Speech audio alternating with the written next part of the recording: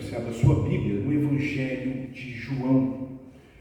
O Evangelho de João, no seu capítulo 14. João 14, faremos uma breve leitura aí, no versículo 1 ao 3, esses 3 versículos. João 14, de 1 a 3. O tema do sermão dessa noite é: descanse seu coração confiando no Pai. Descanse seu coração confiando no Pai. João 14, de 1 a 3, diz assim a palavra do Senhor: não se turbe o vosso coração, credes em Deus, credes também em mim. Na casa de meu Pai há muitas moradas. Se assim não fora, eu vos teria dito, pois vou preparar-vos lugar. E quando eu for e vos preparar lugar, voltarei e vos receberei para mim mesmo, para que onde eu estou, estejais vós também. O que é que tira a paz do seu coração com certa facilidade? O que é que consegue tirar a tranquilidade, a harmonia do seu coração com plena facilidade? Eu não sei vocês, mas quanto a mim, eu tenho certa dificuldade, e mais preciso, assistir alguns noticiários do telejornal e ali obter algumas atualizações do mundo, do Brasil e de São Paulo, e receber essas notícias, por vezes, aflige o meu coração. Com facilidade, elas assaltam a paz do meu coração, em razão de tudo que se vê: a violência gratuita, a corrupção, sem novidade nos últimos anos. Parece que as coisas só pioram. Notícias ruins conseguem tirar a paz do meu coração e provavelmente também a sua. Quando você observa, então, pessoas que trabalham duro, estão simplesmente no trajeto de ir para os seus trabalhos ou para as suas casas, e elas são assaltadas com toda sorte de violência. E aí você pensa: como é que isso vai parar? Alguém precisa fazer alguma coisa. Por que essas pessoas sofrem? Você sabe muito bem que nós paulistanos, brasileiros, somos muito trabalhadores e honestos, e sofremos por isso. Parece uma contradição. E quando você se pega nessas notícias, puxa, até quando? Até quando? Notícias ruins têm a capacidade de afligir o nosso coração. Há domingos atrás, 2 ou 3 domingos atrás, eu estava almoçando após o culto na igreja do Morumbi. Fui almoçar com um casal de amigos, e aquele momento gracioso de comida, de conversa boa, à tarde, sem pressa, com tranquilidade. Comunhão é muito bom, é bênção de Deus. E esses momentos são preciosos para a gente, povo de Deus. Mas ao sair em direção à minha casa, eu estava na região de Bittencourt, próxima à região da Serra, e aí eu recebo a notícia pelo meu celular, uma ligação da inquilina do meu apartamento no contrato, dizendo que a moradora, inquilina e morador são 2 pessoas diferentes, mas dizendo que ela havia sido assassinada. E começou a detalhar as notícias para mim, que a documentação dela era toda falsa, e o nome dela não era Kelly, o nome dela naquele mesmo era nome falso, e aquilo foi apertando, angustiando meu coração, e tive que conversar com um delegado. Graças a Deus não tinha sido dentro do apartamento, mas foi na região do Bom Retiro. E a pior notícia era uma moça de 16 anos que estava fazendo um programa, uma vida promíscua, baseado em tudo, mentiras e mentiras. E eu conversando com meus pais, aquilo tirou a nossa paz. E eu fiquei imaginando como é que, de repente, em poucos minutos, eu saio de um almoço, na presença dos meus irmãos, cheio de graça e paz, e de repente eu estou angustiado, porque esse mundo é mau, esse mundo é quebrado pelo pecado, e ele nos assusta por vezes. Tira a nossa tranquilidade, tira a nossa paz, e essas notícias fazem isso com o nosso coração. O sermão de hoje, meus irmãos, baseado nesse texto que eu acabei de ler, vai mostrar que os discípulos também tinham recebido más notícias, notícias que estavam a comprimir o coração deles, mas por instrução do próprio Mestre Jesus, eles não deveriam está com o coração conturbado. Não deveria permanecer o coração deles angustiados. Nós vamos aprender a respeito disso. No texto lido, meus irmãos, em João 14, de 1 a 3, há um imperativo de Jesus, logo de início, dizendo no verso 1: não se turbe o vosso coração.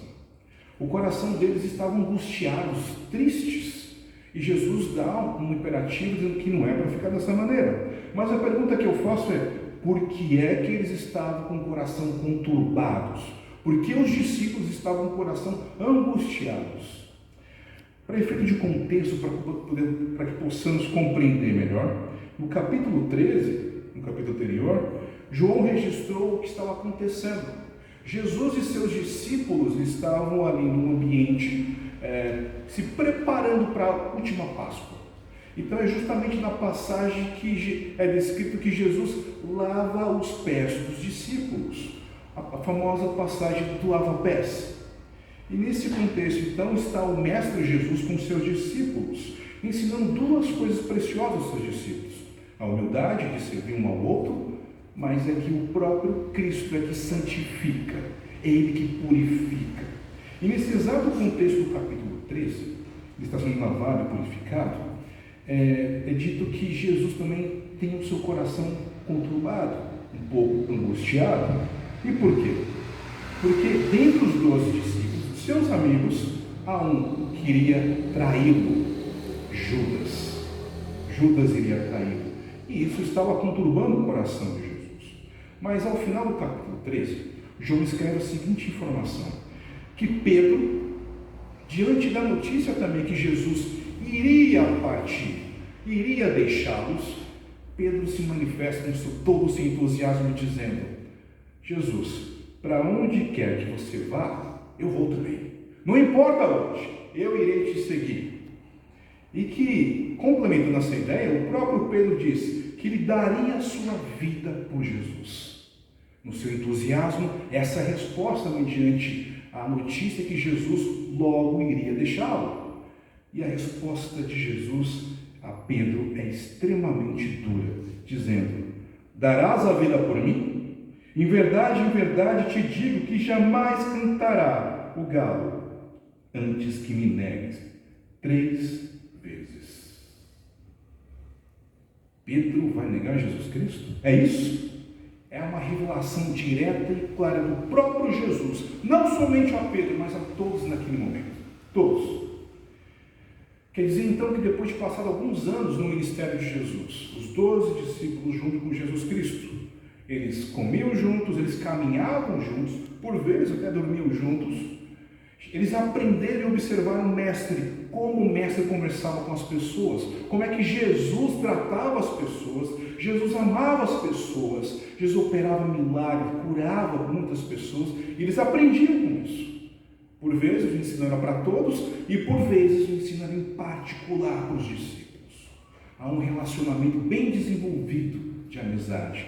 Mestre e os discípulos, mestre e os 12 discípulos. E de repente, a notícia é que ele vai embora, que vai deixá-lo.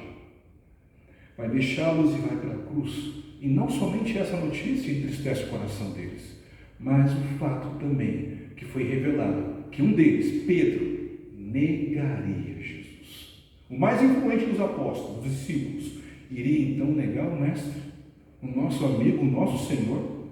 O coração deles estava conturbado por isso, tristes, angustiados. E nesse exato momento que o Mestre Jesus, que conhece o coração dos seus amigos, dos seus discípulos, vai encorajá-los, animá-los e não deixá-los dessa maneira. E esse é o nosso primeiro ensinamento nessa noite. Não deixe o seu coração permanecer angustiado.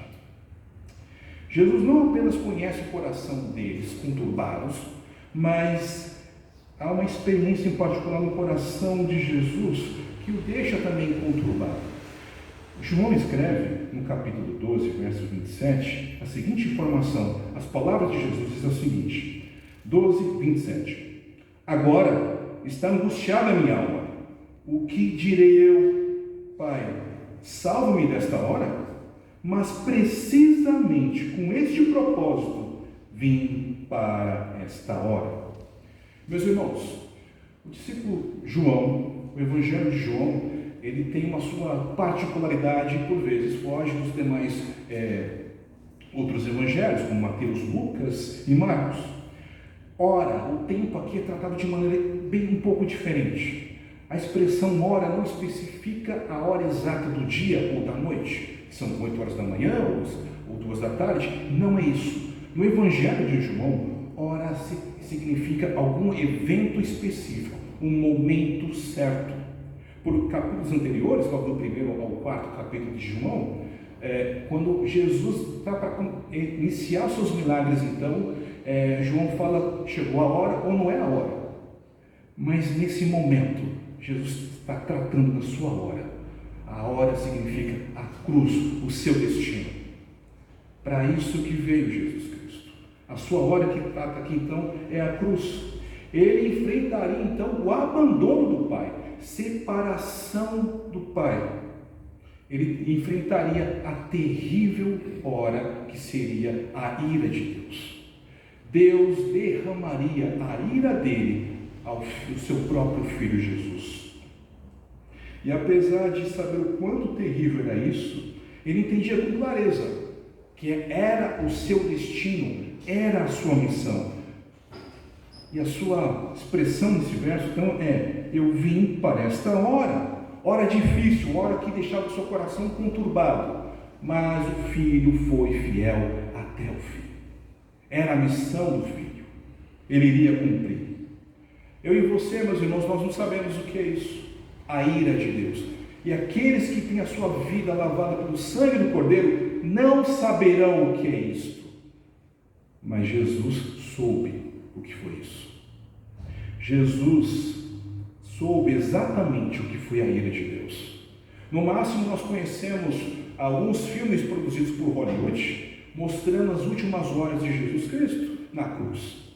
Então, alguns filmes vão retratar Jesus Cristo tendo chicotadas estraçalhando assim nas suas costas, sangue da cabeça aos pés, o prego atravessando a carne das mãos de Jesus ou dos pés, e por fim o corpo estendido na cruz, o seu pulmão sufocado, porque ele precisava respirar, e aquilo foi terrível. É um cenário terrível de fato, um espetáculo de horror, exatamente isso. Mas preste atenção, os filmes vão retratar uma parte dolorosa, terrível, mas não a plenitude da ira de Deus. Ele foi abandonado pelo próprio Deus. A ira de Deus caiu sobre ele. Não foi sobre nós, foi sobre o Filho. E Jesus sabia muito bem o que seria isso. E por isso, sabendo que iria enfrentar, o seu coração também estava conturbado por vezes. Mesmo assim, observando seus amigos, os seus discípulos, Jesus vai cuidar dos seus amigos. Vai cuidar dos seus, para que não fiquem com o coração conturbado. Diante do caos emocional dos discípulos, coração confusos, a instrução de Jesus é que eles não deveriam permanecer com o coração conturbado. E é dessa maneira que Jesus vai encorajar, vai capacitar, instruir os seus discípulos a saírem dessa atmosfera de caos emocional do seu coração para mudar o foco ao Pai, ao Filho. Meus irmãos, quando estamos envolvidos nos problemas da nossa vida, quando estamos angustiados, a nossa tendência é ser cabisbaixo. A gente olha para baixo, está pesando demais as coisas aqui na nossa cabeça e a gente anda olhando para baixo. É assim que acontece normalmente. Esquecemos das promessas de Deus, esquecemos o tamanho do nosso Deus, esquecemos que Ele é grande e poderoso. Tão somente esquecemos. Prestamos mais detalhes aos nossos problemas, aos nossos sofrimentos. Começamos a analisar com calma cada momento e cada necessidade do nosso coração, dos nossos problemas. Ficamos em dúvidas mediante uma notícia de diagnóstico de saúde, mediante uma notícia de morte, mediante talvez uma possível demissão no nosso trabalho, o nosso coração se comprime. A vida debaixo dos céus é assim, não é mesmo? Sem muitas novidades, mas tem sido assim. Mas é justamente quando você estiver prestando atenção somente nos detalhes do seu sofrimento, dos seus problemas, que estiver imergido nessa situação caótica que você não consegue enxergar mais nada, que nós precisamos lembrar das palavras de Jesus Cristo. Creia no Pai, creia no Filho. Em nenhum momento o Pai abandonou os seus. Em nenhum momento Deus abandonou o seu povo, desde a fundação do mundo. Se você então se voltar os seus olhos para o livro de Gênesis e começar a prestar atenção na história, o desenrolar da história, vai perceber que por mais difícil que seja a vida do povo de Deus, Deus sempre foi presente com o seu povo.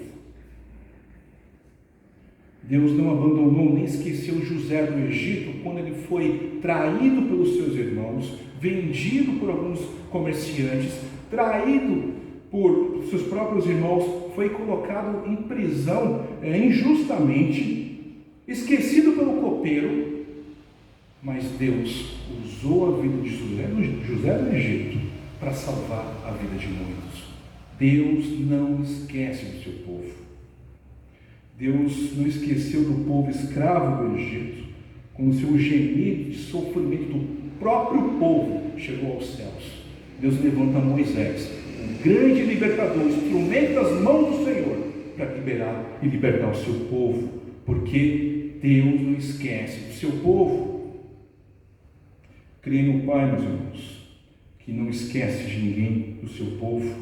Meus irmãos, Jesus está ensinando não apenas aos discípulos, mas a nós, que nós devemos ter um outro referencial que não o nosso próprio coração nessas situações.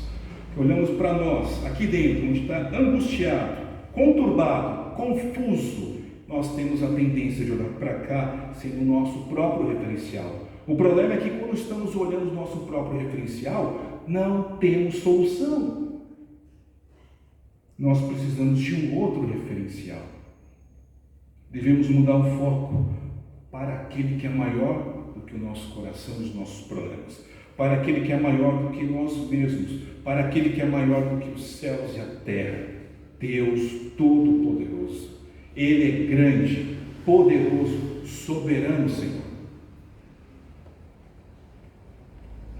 Desde sempre, Deus não esqueceu o seu povo.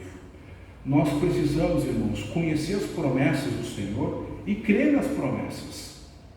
Desde sempre, lá em Gênesis, quando Adão e Eva caem em pecado, o próprio Deus estabelece uma promessa ali. Ele diz que da semente da mulher haveria de vir aquele que esmagaria toda a obra de Satanás, na serpente. Desde então está o povo de Deus esperando o cumprimento dessa promessa. Eles creem, eles estão esperando. Bênção do Senhor. Vai acontecer, porque é promessa do Senhor. Todo o povo de Deus, desde sempre. Mais à frente, o próprio Deus, o Pai, estabelece uma aliança com Abraão, dizendo: farei de ti uma grande nação, serei o salvador de vocês. E desde então, o povo de Deus tem sido salvo. Deus tem abençoado o seu povo, até o dia de hoje. Bênção sem medidas cai sobre nós. Está aqui é bênção. Tem a palavra livre sendo pregada, é bênção do Senhor. Os nossos filhos, nossas crianças são abençoadas em razão da salvação. Nascem e se desenvolvem num ambiente de graça. Jorra a graça de Deus em seu povo. Deus faz isso constantemente. Dá para pensar que as nossas crianças, os nossos filhos, conhecem outros filhos aqui na igreja e são abençoados pela amizade, pelo ensino, pela escola bíblica dominical, pelo culto, pelos estudos durante a semana. É Deus abençoando o seu povo através das suas promessas. Ele faz isso constantemente, porque Ele é Deus. Confie na promessa do Senhor. Descanse o coração, meu irmão, confiando no Pai. Creia e espere nas promessas que o Pai já nos concedeu. Ele não nos abandonou em meio ao caos do nosso coração. Creia na promessa do Filho E esse é o meu segundo e último ensinamento de hoje. Espere pela promessa do Filho. No verso 2, diz o seguinte: na casa de meu Pai há muitas moradas. No verso 3 é dito: e quando eu for e vos preparar lugar, voltarei e vos receberei para mim, mesmo para que onde eu estou estejais vós também.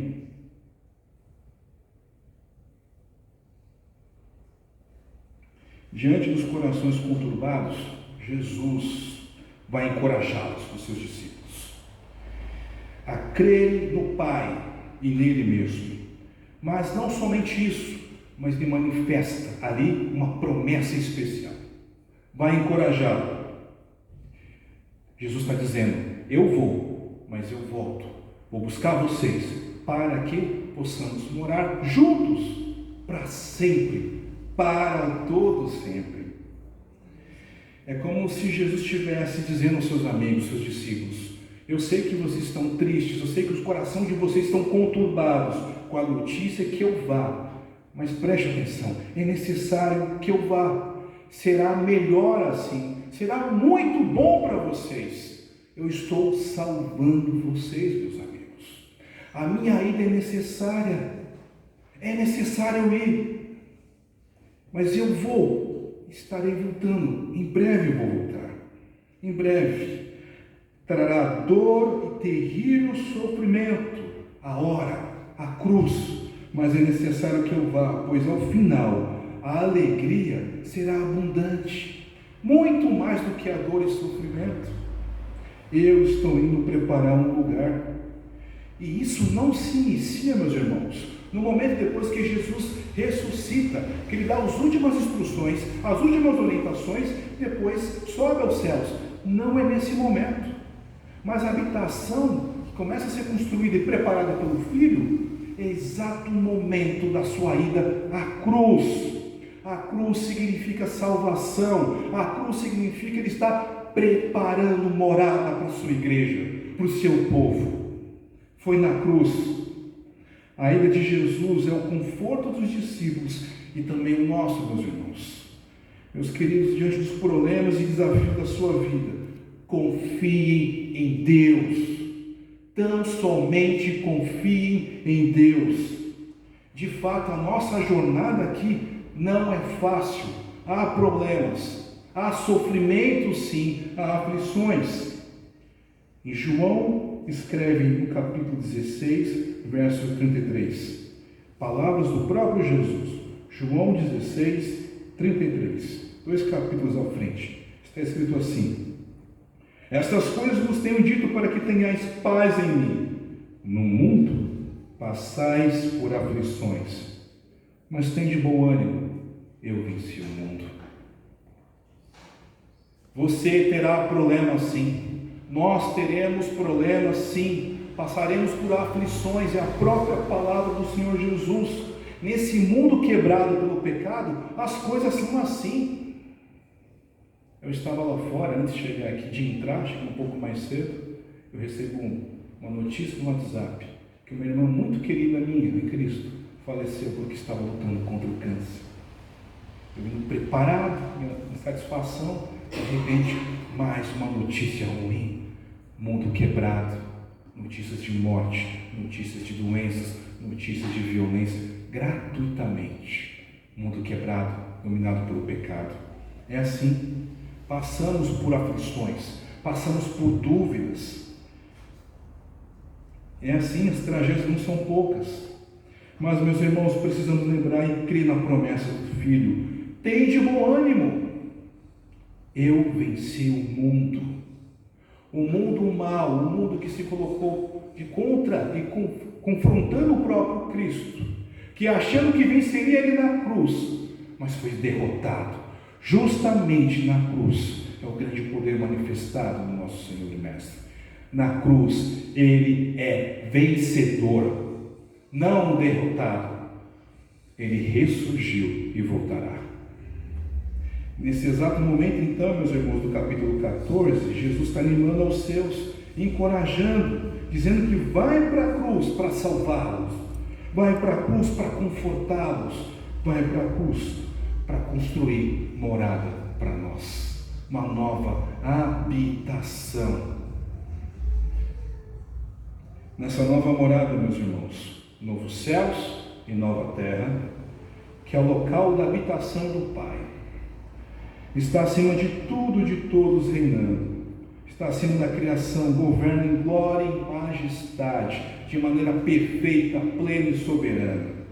Os nossos queridos, que já se foram em Cristo, estão diante da presença do Pai, estão com o Pai. Essa morada é muito especial, meus irmãos, porque também nos dá identidade. Imagino que a maioria de vocês são brasileiros, talvez um outro não seja, não conhece, mas a maioria de nós somos aqui brasileiros, é a nossa pátria. Mas em Cristo nós temos dupla cidadania, nós somos cidadãos dos céus, somos patriotas do céu, somos de lá, e nessa pátria reina o Senhor da paz. Nessa pátria, o rei dela reina verdadeiramente em paz.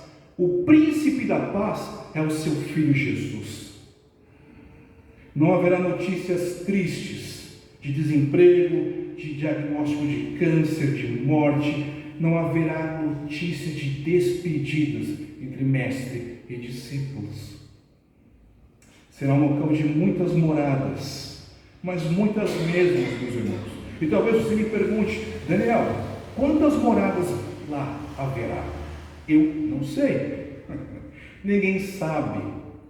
Mas eu sei uma coisa: que caberá a todos os crentes, desde o tempo de Gênesis, todos aqueles que estão esperando a vinda do Senhor Jesus Cristo, a sua primeira, que confiaram na promessa, e todos aqueles que confiaram no Mestre Jesus Cristo, crianças, bebês, adolescentes, jovens, idosos, homens e mulheres de todo tempo, de toda a geração, que já morreram ou que morrerão ainda, como nós, em todo o tempo, eles estarão nessa habitação, diante do Pai, diante do nosso Senhor de paz, estarão lá, louvando e adorando o nosso Senhor. Sabe, vai ser um local maravilhoso. Sabe, um lugar de comunhão plena e perfeita.